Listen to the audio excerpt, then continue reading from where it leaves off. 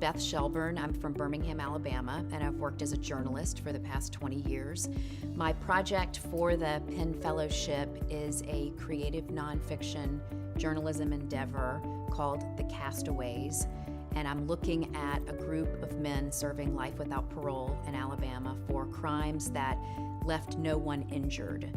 They were sentenced under what's called the Habitual Felony Offender Act, or Three Strikes Law, in the 1980s, and all of them have served over 30 years in prison and have no hope for release. So I wanted to look at their lives, how they've coped with both the hopeless enormity of their sentence and the kind of monotonous bleakness of their daily lives in living under a life without parole sentence, how that's affected their families and their communities, and also look at the policy that led to this kind of sentence to raise some questions.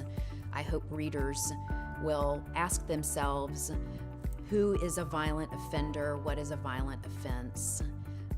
Who gets to decide that? How long does it apply to a human being? And to really think critically about extreme sentences that mean the wholesale disposal of a free life. I've always been inspired by the things that I've read. Good writing inspires me as a writer, and what inspires me to write this kind of work is getting at the truth in a way that can be difficult to do when working in a mainstream media job. When you're writing about an issue like mass incarceration, oftentimes what you're able to tell in a story is tightly controlled by the institutions that hold people. And so writing in a creative nonfiction format, I still am able to get to the truth, but am able to write more freely, express more ideas and emotions that I think will help contextualize the lives of people who are locked up in a way that traditional journalism often misses. My work as a journalist is what originally inspired me to do this work.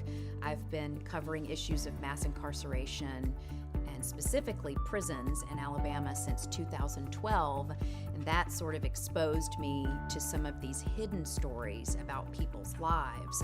And what I'm hoping to achieve is to tell a broader story about how extreme punishments and policy affect people, their families and communities, and then how the people living under those kinds of sentences have been able to carve out lives for themselves, what their lives have been like, what they were like before they entered prison, and what they've been like since.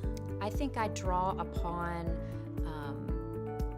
everything in my life when I write. I think we all do that.